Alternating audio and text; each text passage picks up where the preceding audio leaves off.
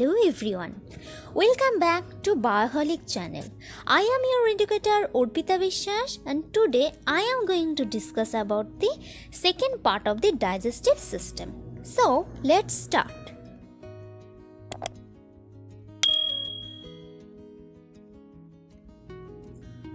The digestive system is responsible for breaking down of food and supplying the body with water, nutrients and electrolytes which are needed to sustain life. And this starts with the mouth, pharynx and esophagus. So, today's topic is the physiological activities in mouth, pharynx and esophagus. And I will discuss it through some points. Those are the mastication, the lubrication of food by saliva and deglutition. Number 1 is the mastication. It is a chewing refers to the process by which the food is placed in the mouth and is cut and grounded into smaller pieces. It happens through movement of jaws, action of teeth and movement of tongue and muscles of the oral cavity. The special reflex which acts here is the chewing reflex,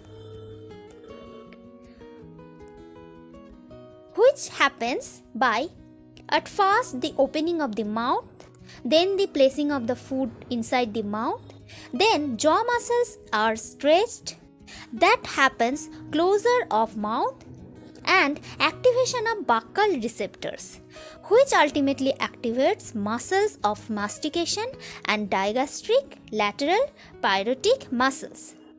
That causes then the mouth open and the jaw drops and this cycle repeats. This is called as the chewing reflex. That makes the food bolus. The muscles in mastications are masseter, temporalis, internal and external pyrogoids and buccinator. The main function of mastication is the breaking of food, mixing of food with salivary juice, making swallowing easy, chewing causes better taste sensation. The next point is the lubrication of food by saliva. So, let us talk about the salivary glands. There are three main salivary glands present in human. Number 1 is the parotid salivary gland, which is connected through the parotid duct or the duct of Stensen. The second one is the sublingual salivary gland. The duct present here is the duct of Rivinus.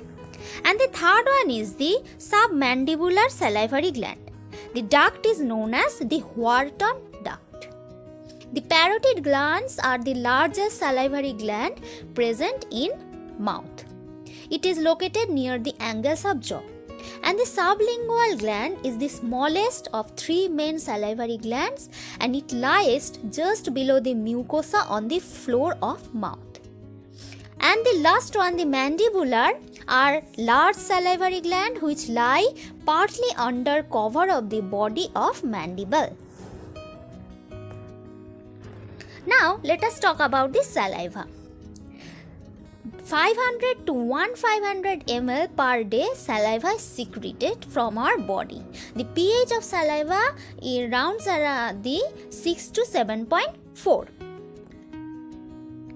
The composition. It has 99% water and 1% of solids. Solids include L-amylase, lingual lipase and lysozymes which are enzymes and some inorganic material which are sodium, potassium, chloride and HCO3- ions. Now let us talk about the mechanism of formation of saliva. It happens through two types of secretion. Number 1 is the primary secretion and number 2 is the secondary secretion. The acinar cells of salivary glands secrete the initial saliva into the salivary duct. The initial saliva is formed by transduction of plasma and therefore it is isotonic to plasma. that has same sodium, chloride, potassium and HCO3 minus ion in them. And then this saliva is modified to the secondary type of saliva. The ductal cells that line the tubular portions of salivary duct changes the composition of initial saliva by some processes with reabsorption of the sodium and chloride ions in the ductal cells and secretion of potassium and HCO3 minus ion. There are some phases of secretion of the salivary gland. Number 1 is the cephalic phase. Number 2 is the buccal phase. The cephalic phase refers to the secretion of saliva before entering of food into the mouth. And the buccal phase refers to the secretion of saliva caused by the stimulation of the buccal receptors present in the mouth. The third one is the esophageal phase that occurs due to stimulation of salivary glands to a slight degree by the food passing through the esophagus. Fourth one is the gastric phase that refers to secretion of saliva by the presence of food in the stomach.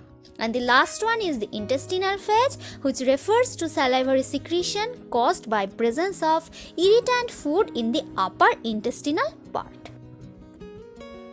Now, the functions of salivary secretion.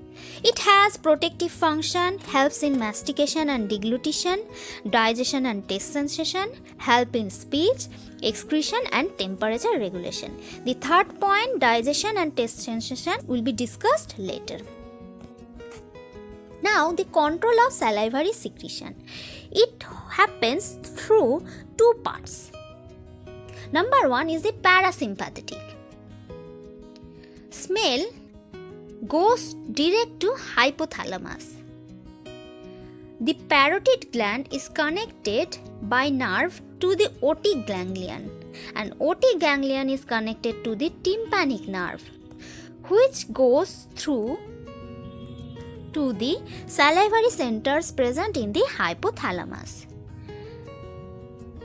which has two centers, the ISN and the SSN. And sublingual and also submandibular gland sends their own nerve to this center through lingual nerve.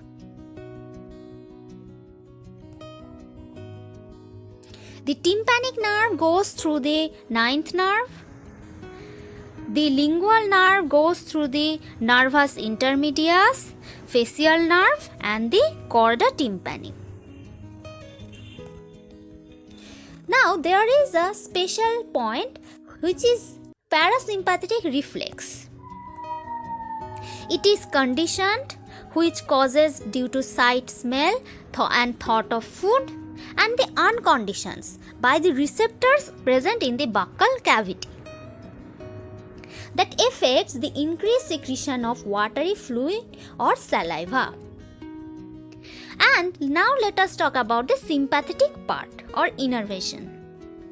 From the T1 and T2 segment, the preganglionic fibers generate that goes through the paravertebral sympathetic chain and then the superior cervical ganglion. And there is also presence of postganglionic fibers which supplies the three parts of the salivary glands. And this affects by the stimulation and vasoconstriction and happens a small amount of thick viscous saliva secretion. Now, here is a topic which is the paralytic type of secretion. Scientist Claude Bernard observed that the cutting of chorda tympani nerve in case of dog or cat produces scanty secretion of thin turbid saliva, which increases to peak on the 7th day and diminishes in the 3 weeks. This is called as the paralytic secretion. Now, let us talk about the mechanism of salivary regulation by parasympathetic and sympathetic nerves. This is the diagram of the acinar cell and the acinar lumen. From the sympathetic, the neurotransmitter is released. Then it binds to the alpha or beta receptor, which causes ATP to form CMP, and that goes into the acinar lumen. And from the parasympathetic, the ACH is released, which binds to the receptor and causes formation of IP3, and that turns calcium ion active, which goes to the acinar lumen. And here the sodium takes entry into the acinar cell and goes to the lumen, and sodium is liberated from the acinar cell, and here AATP is used. And this causes formation of saliva in the acinar lumen part, the acinar cell and the acinar lumen. Now, the digestion in mouth. Two types of food are digested in mouth. Number one is the boiled starch, and some small amount of lipid also digested in mouth. Now, the action of ptyalin. The boiled starch with the action of ptyalin modified to erythrodextrin and maltose, and this material is also turned to maltotriose, isomaltose, maltose and glucose with the action of ptyalin. And action on lipase, the triglyceride is transformed to fatty acid and glycerol by the action of lingual lipase. Now the last topic is the deglution or swallowing. It refers to the passage of food from oral cavity into the stomach, which happens into three phases.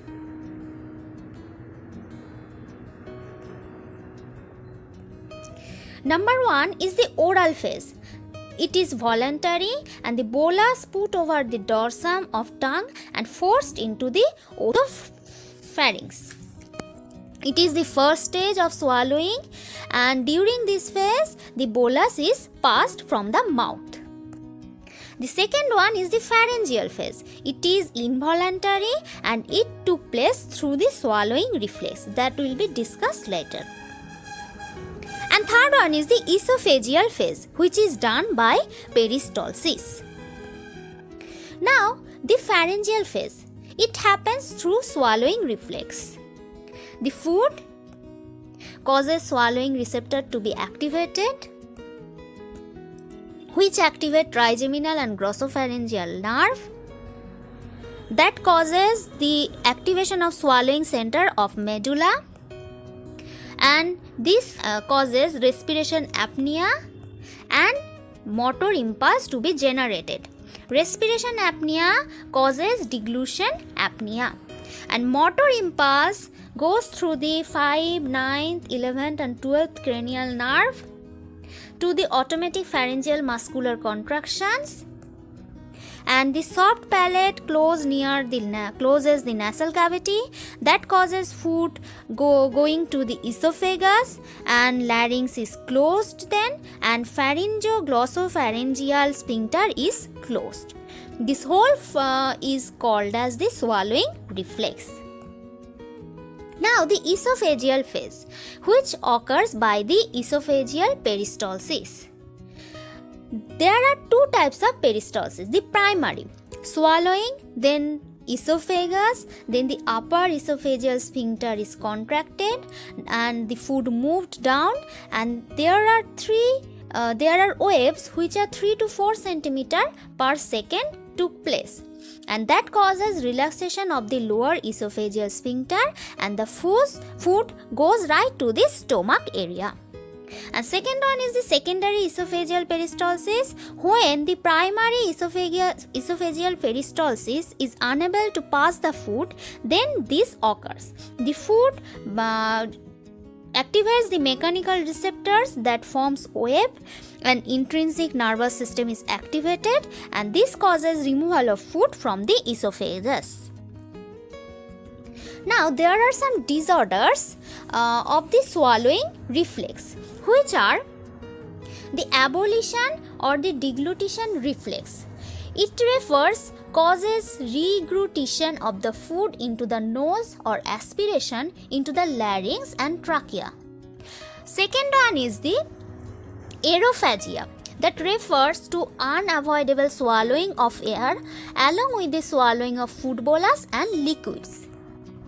Next one is the cardiac achalasia. It is a neuromuscular disorder of the lower two-thirds of the esophagus, characterized by absence of esophageal peristalsis and failure of the lower esophageal sphincter to relax during swallowing.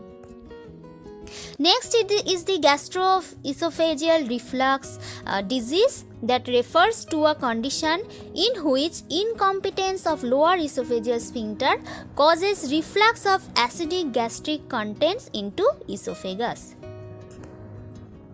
And last one is the dysphagia, that is a term used to denote difficulty in swallowing due to any cause. So that's all for today. If you find this video helpful, please give it a big thumbs up and comment below, and don't forget to share it. And if you are new on our channel, please subscribe it and turn on the bell icon for further future notifications. We will meet on next Monday with the next topic, the physiological activities in stomach. Thank you.